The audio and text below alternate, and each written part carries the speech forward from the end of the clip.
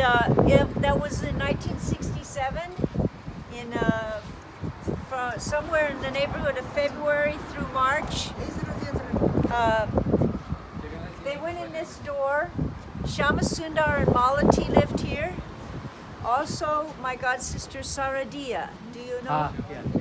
You know Saradia? I have heard from the writing. Grace, yes. So she was only about 16 when she joined.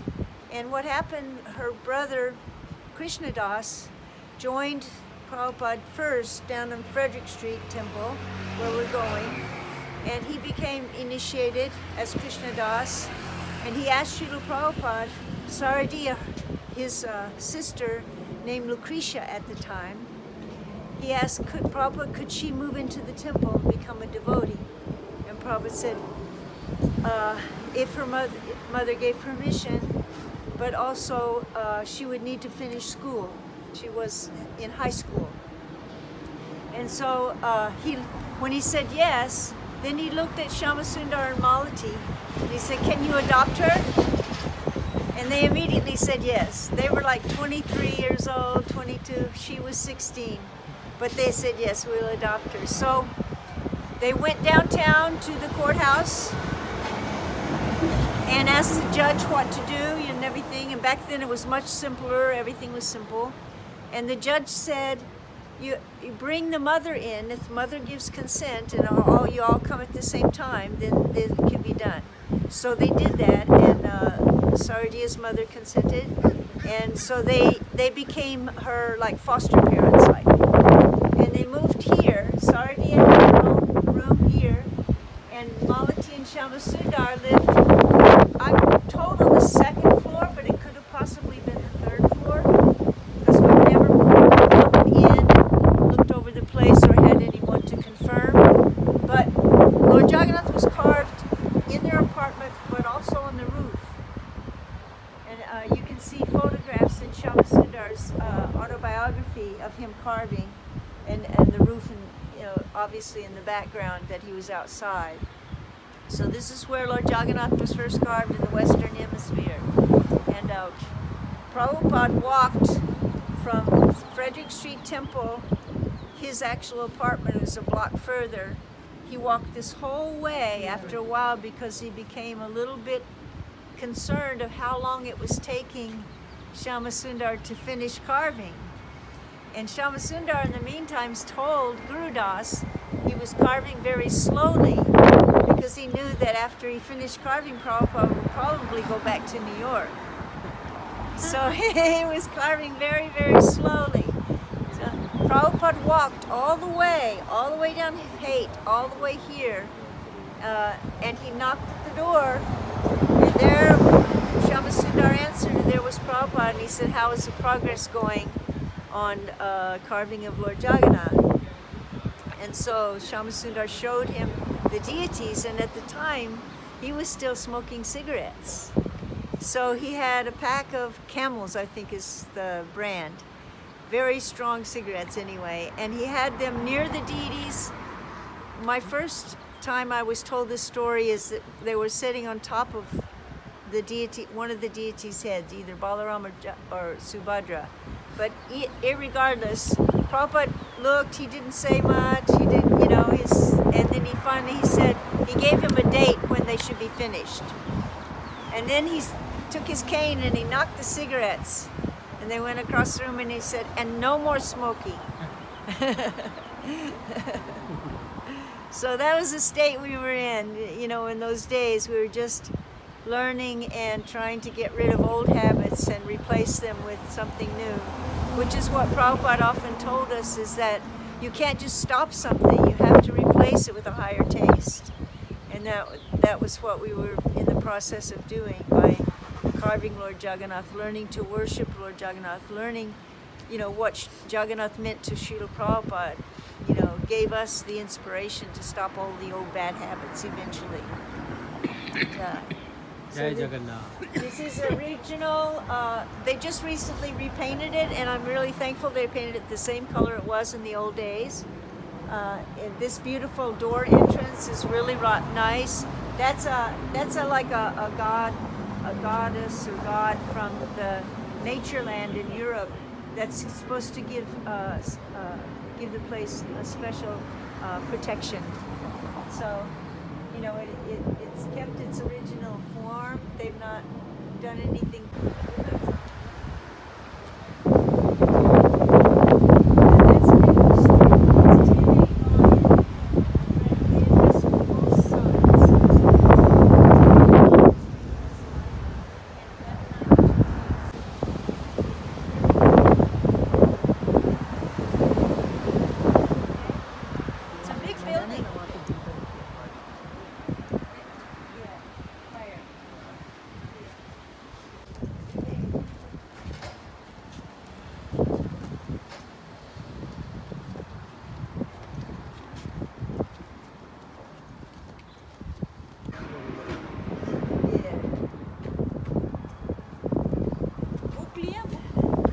Dogs.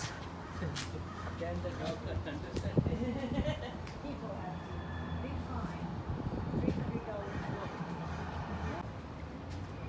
$300. And so everything is pretty much the same. Even the colors are pretty much the same. They didn't have purple on, but it was a blue. And Jamuna and Malati, the devotee women, and get flowers for Srila Prabhupada's garland. And then she's garlanding Prabhupada here, right here, right here, this very spot. And he's wearing the hat. And Guru Das's books are exquisite for San Francisco history. And that's where I focus, you know. So here is right here, and this is Upendra. And there's the steps, you can see. Yeah. The steps here. Same steps. Again, this door here. You see he's coming out of this door here. Yeah. 1251, I think, or 1253. 1251. Yeah, Light is in the right. Somebody is staying there? Yes. Yeah, it's owned now, and when they have come out before, I gave Gita and Ishopanishad to the person and talked to. He was so excited that Prabhupada had lived here. He didn't know anything about him, and Guru Das was with us at the time. So once he gets connected, then we get a little more. I received the first Krishna books from Japan. Dai Nippon Printing. Must be 1972. 1970. Yeah, 1970. ISKCON Press before BBT. Yeah, the big silver ones. They came in 1970. Brahmananda brought them. Yeah, he brought was one for case. 3 months in Japan. Yes, yes. And he brought one case back. He managed to get one case which had 20 in them. There's big, heavy bricks of books, you know. He sold one on the plane, and then he brought the rest, and he gave one to Prabhupada.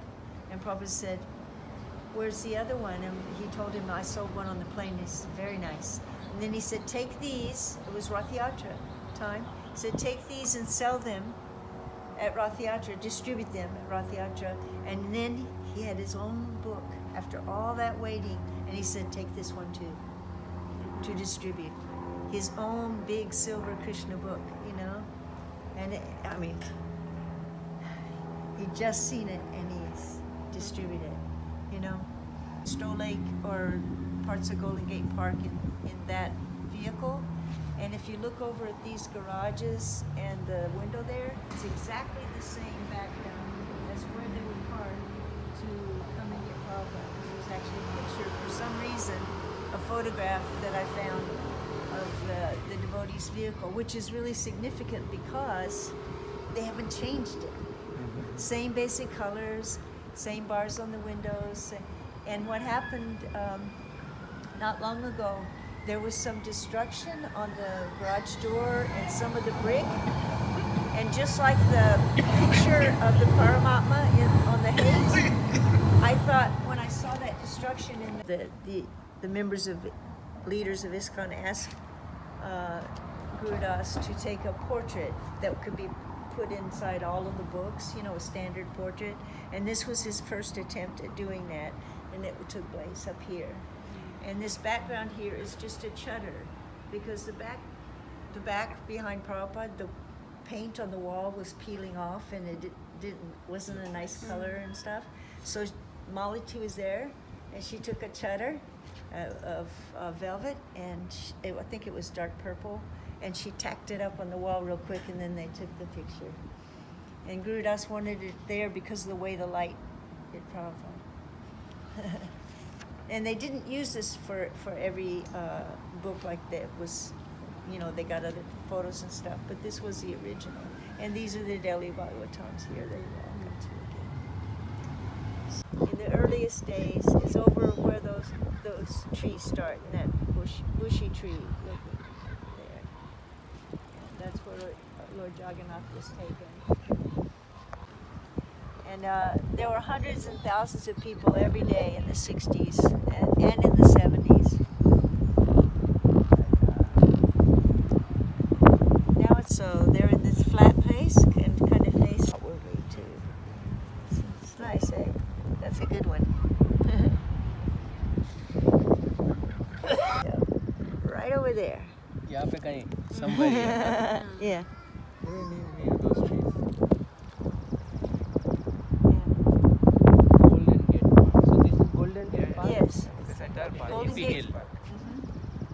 And the Golden Gate Park is 4.5 miles long and a half-mile wide. It's a very big park. Largest park in the urban America, United States, I mean.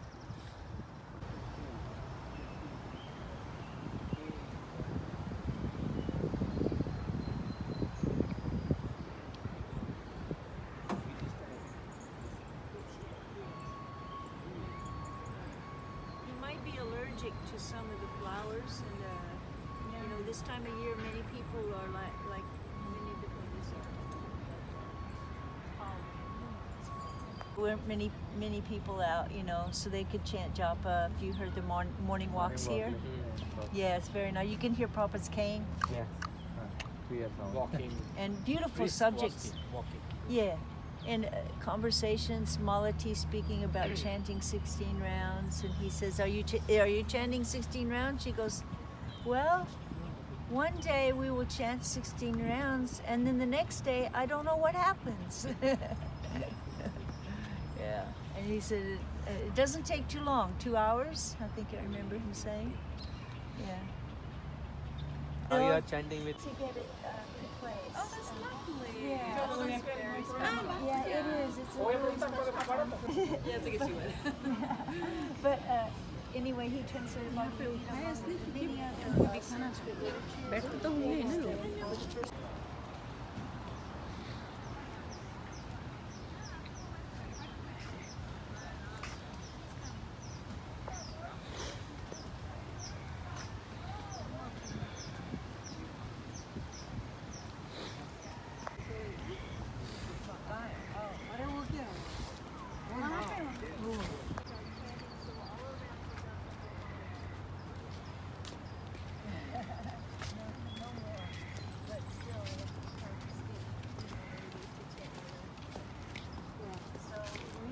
around Prabhupada because we knew that opportunity was not like anything else.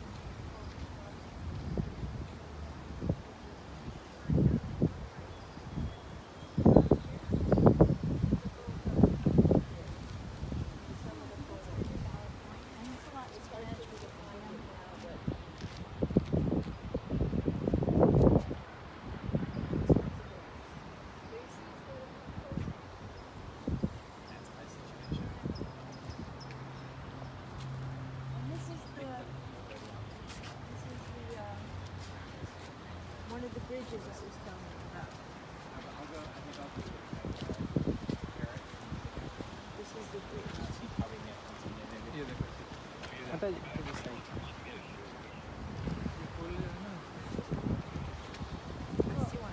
think I need to see.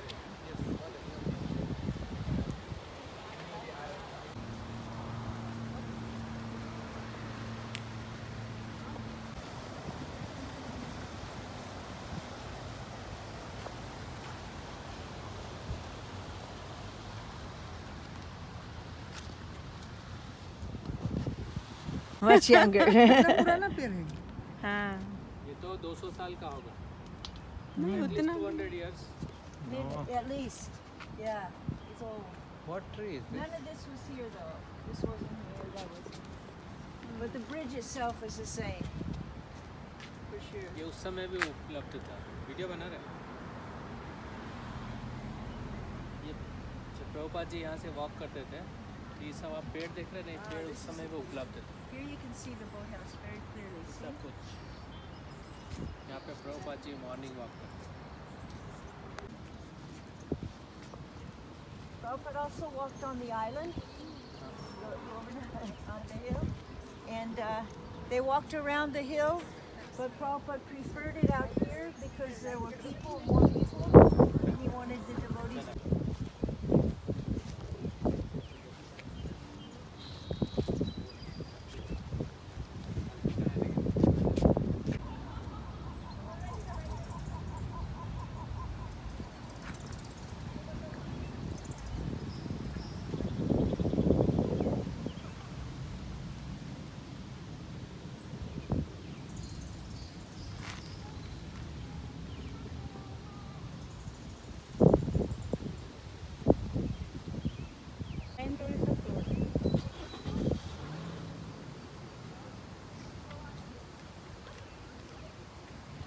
And he said, his name was Jim, and Mukunda, I think, came out outside the temple, and he said, can you get me any more of those magazines? My customers really like those magazines. And so Mukunda said, well, the Swami's here, would you like to meet him? He said, you mean you can just walk in and meet him? You mean he's here? And Mukunda said yes, so he took him straight up to Prabhupada's room, and Prabhupada met him right then, immediately connected. But I always feel I'm somehow or other walking in his footsteps like a little sister way far behind him, but still he's dragging me because I'm Ubering. I'm getting to do my book distribution by God's grace. I'm so fortunate to keep on, because you see my legs, they go, right? So I can't walk with a book bag or even sitting at a book table and setting it up and everything is difficult, right? Or walking door to door and doing sets of books, that's unimaginable to me. So And driving is very tiring also for Yeah. legs. but somehow or other I am not in pain. I get to sit and just see who comes, see who Krishna sends, you know? And it's magnificent. Some days, one day, I had a young Indian couple, and they were pretty much Americanized, but they had come from India, both of them, and they were two couples, young, in their early 20s, I'm sure. And so you'll want to get in the right lane when you can, and you'll be, as soon as, if it's possible, you can. And you'll be going straight here instead of making the curve. Just there'll be another little lane, you see it? And you'll need to slow way down because it's kind of like this. So anyway, these two couples, they were so cute. And they got in the car and the boy said, oh, I know Bhagavad Gita. I grew up with Bhagavad Gita. I know Sanskrit. And he began to dig Sanskrit verses he remembered from his childhood, you know. And she said, oh no, you don't remember as much as me. I remember the stories. And she began to talk about Arjuna and the Mahabharata and like that. And so they were arguing back and forth who knew the most about the Bhagavad Gita. And they didn't know that each other knew that much or was that connected because they were Americanized, right? They just hadn't talked like that.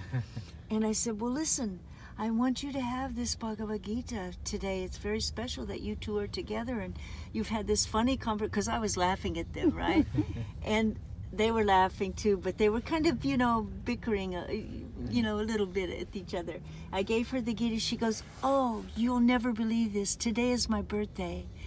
And my best present I've ever received on my birthday. Bhagavad Gita. Isn't it? Yeah. When I first came to San Francisco, you see this greenhouse here. It's not very fancy, but all my Illinois hippie friends, they watch out for this car coming right here. They had this house already, so I had a place to move to. You know, they were my friends older than me, helped me, and right down the street is the Frederick Street Temple, old temple. I knew nothing about devotees, but I was 1.5 block away from all these pilgrimage places, right? Do Harinam back in the 70s. This Whole Foods store here was a Safeway. And we would chant Harinam all up and down Haight Street, which is a chant, big group of brahmacharis and girls and so anyway, we would get what we would need, which would be cottage cheese, peanuts, golden raisins, because Prabhupada didn't like the other raisins, orange juice, buttermilk, bananas, Bing cherries, and strawberries, and potato chips. And we would come back. This was the breakfast or the... This was lunch. Lunch. This would be lunch, yeah.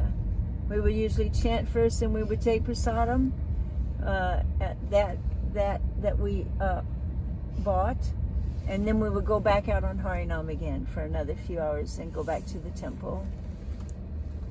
But while I was checking out the groceries in the line, now don't do this at home. I would look back and Jayananda would have his Brahmin thread and he was making the offering. He was making the offering of the food. After it was checked out and in the grocery bags, he was making the offering. He said, the devotees are very hungry and we have to hurry. So, you know, I'll make the offering now. We should not copy that. Not copy that. But he did that. You know, this is how young we were. This is how innocent we were, right? So where we're going is this whole place you can see is hippie-like, you know. They try to keep that mood here. And so the chanting, the Harinams are very successful on this street. Very, very successful. In fact, when we go out now, they say, where have you guys been? Where have the Hare Krishnas been? Why are you not here? You know, because we don't do it so much anymore. So this is something that the youth have to revive.